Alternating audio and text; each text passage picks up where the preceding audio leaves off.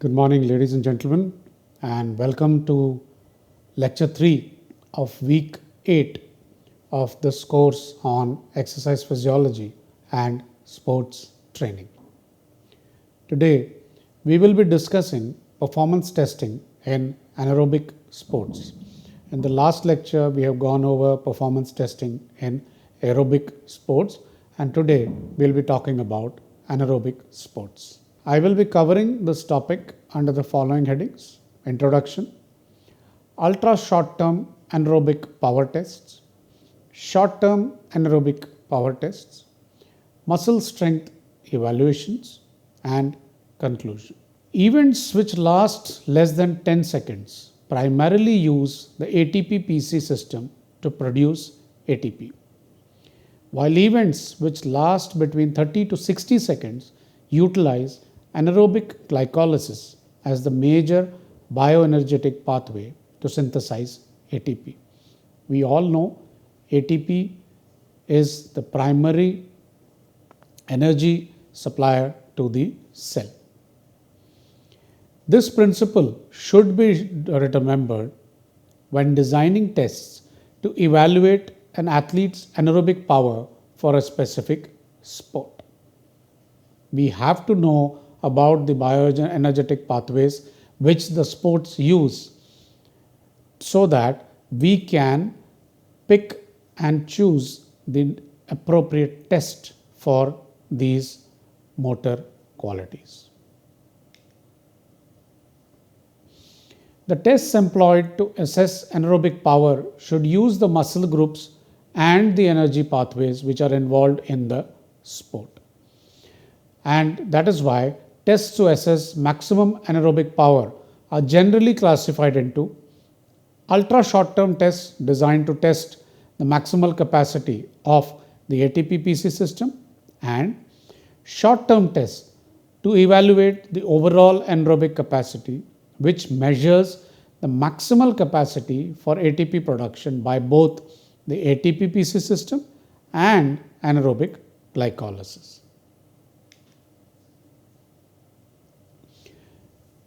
Let's talk about ultra short-term anaerobic power tests. There are several practical field tests which have been developed to assess the maximal capacity of the ATP-PCR system to produce ATP over a very short time period, that is between 1 to 10 seconds. Think sprinters in the 100-meter race. A race finishes within 10 seconds. These tests are generally referred to as power tests. There are something called jumping power tests. These are the standing broad jump test and the vertical jump test, which have been used as field tests to evaluate an individual's explosive anaerobic power. This photograph depicts the standing broad jump test being performed. It is valuable in the estimation of lower limb power of athletes and are widely used by coaches in professional football, soccer, and basketball. This may not be an appropriate test for American football, and hence Stewart et al. Developed an anaerobic fitness test for football players designed to evaluate the athlete's ability to perform repeated short bursts of power. This is called the 40-yard dash test, and it is a popular test to evaluate power output in football players. The athlete generally performs 2 or 3 timed 40-yard dashes with full recovery between efforts. The fastest time recorded is considered an indication of the individual's power output. The test is conducted in the following manner. After a brief warm-up, the athlete performs a series of 10 timed 40-yard dashes of maximal effort with a 25-second recovery between the dashes. The 25-second recovery period is designed to simulate the elapsed time between plays in a football game. Running speed is graphed on the y-axis and the trial number is graphed on the x-axis. and athletes who are highly conditioned will be able to maintain faster 40-yard dashes. If you design a running test for American football, it may not be appropriate for soccer. As we know, soccer is what is called as football in the rest of the world, and football is American football in America. So soccer is a complex game requiring intermittent bursts of maximal running, followed by periods of walking or slow running, thereby utilizing both anaerobic and aerobic bioenergetic pathways. A popular field test to determine both performance and metabolic responses of soccer athletes is the Loughborough Intermittent Shuttle Test, developed at Loughborough University in England. How is it performed? The Loughborough Intermittent Shuttle Test is performed with the subjects completing the following runs: 3 into 20 meters at walking pace, 1 20-meter shuttle at maximal running speed with a 4-second recovery, 3 into 20 meters shuttle at running speed at 55% of VO2 max, and 3 into running 20 meters at a running speed corresponding to 95% of individual VO2 max. This block of exercise is repeated continuously for 90 minutes so as to simulate a football game. The sprint times are recorded by infrared photoelectric cells and represent one of the measured performance variables. Soccer players with the highest fitness levels will be able to maintain higher maximal sprint speed throughout the shuttle test. The total distance covered during the test is also measured as a performance variable. Cycling power tests. The Quebec 10-second test was developed to assess ultra-short anaerobic power in cyclists. After a brief warm-up, the subject performs 2 all-out 10-second cycling trials separated by a rest period. The initial resistance on the cycle flywheel is determined by the subject's body weight, and it is set at 0.09 kg per kg of body weight. How do you do this test? When there is a verbal command by the investigator, the subject begins to pedal at 80 rotations per minute. The subject then pedals as fast as possible for 10 seconds.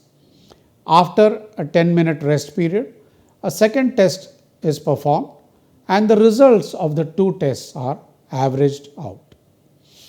This test is not only useful in cyclists but has also been used to test ultra short-term anaerobic power in non-athletes, in runners, in speed skaters, in biathletes, and also bodybuilders and weight lifters. Short term, from ultra short term we come to short term. So what are the short term anaerobic power tests which are present or which are useful? Let's have a look at them. Anaerobic glycolysis becomes an important metabolic pathway for energy production in events which last longer than 15 seconds.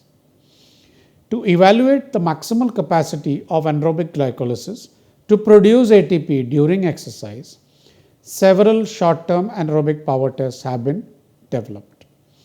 And like any other performance test, these power tests should involve the specific muscles used in the specific sport. Let's talk about cycling anaerobic power tests. Researchers at the Wingate Institute in Israel have developed a maximal effort cycling test called Wingate test, designed to determine both peak anaerobic power and mean power output over the 30-second period.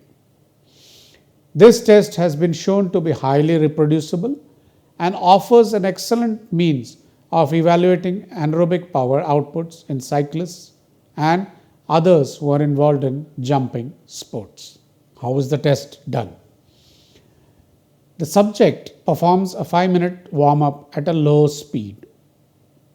After the warm-up, if you can see this photograph, there is a basket here where you put weights. So how much weight is put?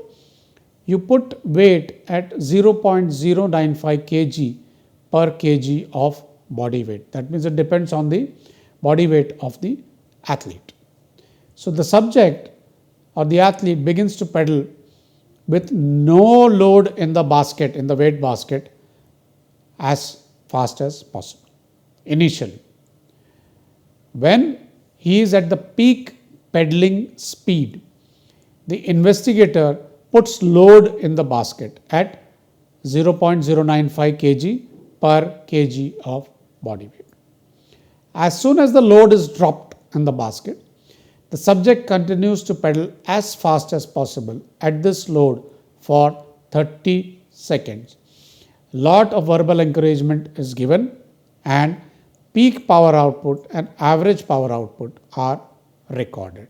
This is the test report which is generated, and we can see that peak power output in watts and watts per kg and average power in watts and watts per kg is recorded. What is the difference? If you look at this graph, when the subject starts pedaling and when the weight is dropped, there is a peak and gradually the graph begins to drop down over the 30-second period. Now, this is the peak power and this is the average power, and that is the difference. This is how the peak power and the average power outputs are measured using a Wingate test. There are some sport specific tests which have been developed because people say Wingate test and the other tests may not be relevant in their particular sport. So, in team sports such as basketball, handball and soccer, the maximal anaerobic shuttle running test MASRT was developed, and this involves an intermittent shuttle run between two parallel lines, and it is very easy to be administered by a single assessor. It is sensitive enough to identify even small changes in anaerobic performance in team sport players, and this test has been shown to be both valid and reliable. There are certain sport specific tests and they have been developed. That means ultra short term and short term sport specific anaerobic tests have been developed and can be developed to meet the needs of team sports or individual athletic events. These tests can be designed to measure peak power output or mean power output depending upon the energy demands of the sport. This provides the coach and the athlete with direct feedback about the athlete's present level of fitness and the effect of training programs. From power, let's come to muscular strength. Muscular strength is defined as the maximum force which can be generated by a muscle or a muscle group. Measurement of muscular strength is a common practice in the evaluation of training programs for American football players, shot putters, weightlifters, and other power athletes. Strength testing can monitor both training progress and the rehabilitation of injuries. That is why this is a very important component of the injury rehab process, which will give you an idea about how the athlete is progressing through his rehab. Muscular strength can be assessed by one of the four methods: isometric testing, free weight testing, isokinetic testing, and variable resistance testing. The criteria for selecting a method of strength testing includes the following factors: specificity, ease of data acquisition and analysis, cost of the test and the equipment, and safety. Let's talk about isometric measurement of strength. Measurement of isometric strength uses a device that permits testing of the sport-specific muscle groups. As the subject generates maximal isometric force, the computerized tensiometer measures the force produced. Because isometric force does not involve joint movements, and if you want to perform this test and make it relevant for sports, the measurement of isometric strength is typically performed at several joint angles. Isometric strength at each joint angles usually consists of 2 or more trials of maximal contractions, and the best of these trials is considered to be the measurement of strength. To put it simply, to measure isometric force, you need a computerized machine which measures the force produced, and this measurement is typically done at 2 or 3 different joint angles.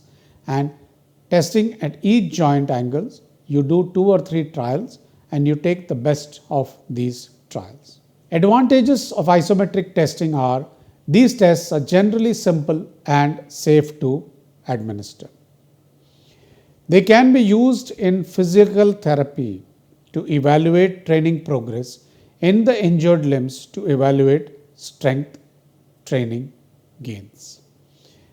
If you can do these tests in an injured athlete, and you can safely do them in an injured athlete because the test is isometric, there is no joint movement involved, you can very well pick up how the injured muscle is progressing as far as strength gains are concerned.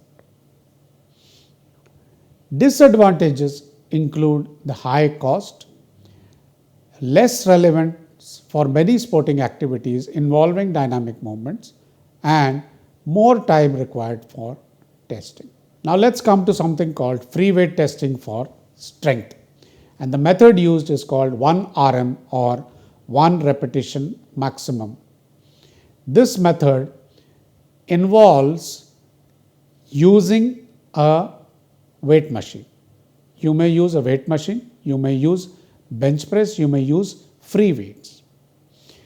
The 1 RM method of evaluating muscular strength is the maximal amount of weight that can be lifted during one complete dynamic repetition of a particular movement. The movement may be a bench press, movement may be a curl, movement may be a hamstring curl, whatever. To test the 1 RM of any given muscle group, the subject selects a beginning weight that is close to the anticipated 1 RM weight. If one repetition is completed, the weight is increased by a small increment and the trial is repeated. This process is continued unless the maximal lifting capacity is obtained. The highest weight moved during one repetition is considered the 1 RM. The 1 RM test can be performed using free weights or an adjustable resistance exercise machine. There are safety concerns with 1 RM, and because of these safety concerns, some physical therapists and exercise scientists have recommended that a dynamic test consisting of 3 or 6 repetitions be substituted for 1 RM. That means they say a 6 RM or a 3 RM test be substituted for the 1 RM and the results be extrapolated. From isometric, let's come to isokinetic. The term isokinetic means moving at a constant rate of speed, and the picture depicts a variable resistance isokinetic dynamometer, which is an electronic mechanical instrument that maintains a constant speed of movement while varying the resistance during a particular movement. When you do an isokinetic assessment of test, you are measuring the resistance offered by the instrument, which is an accommodating resistance which is designed to match the force generated by the muscle. A force transducer inside the instrument constantly monitors the muscular force which is generated by the athlete at a constant speed and relays it to a computer, which calculates the average force generated over each time period and each joint angle during the movement. Because of this instrument is ideal for testing muscle imbalances and the forces produced over the full range of joint movement. There was a research question which was raised at Army Sports Institute where I was working earlier, and we were looking at seeing whether a standard field test can be substituted for a standard laboratory test, and to our surprise we found that the standing broad jump test and the Wingate test were significantly positively correlated. What I mean to say by this is, if an exercise physiology laboratory is not available, you can get good data regarding your athlete by using standard, valid and reliable field tests also. Anaerobic power tests are classified as ultra short-term tests and short-term tests. Ultra short-term and short-term power tests should be sport-specific in order to provide the athlete and the coach with feedback about the athlete's current fitness level. Several sport-specific tests have been developed for on-field testing. Muscular strength is defined as the maximum force that can be generated by a muscle or muscle group. Evaluation of muscular strength is useful in assessing training programs for athletes who are involved in power sports or events. Muscular strength can be evaluated by isometric testing, free weight testing, isokinetic testing, or by variable resistance devices. And the testing can be tailored to available equipment and manpower. As we saw in the study which I discussed, which we had conducted at Army Sports Institute, you can tailor the testing based upon the available equipment and the available manpower. These are the references which I have used for preparing this lecture. I strongly urge you to go through them. I seem to have finished, ladies and gentlemen. Thank you for listening and thank you for your patience. We will be glad to respond to any questions, any queries and comments which you may put up to the email ID shared below. Thank you very much for listening, ladies and gentlemen. Thank you and Jai Hind.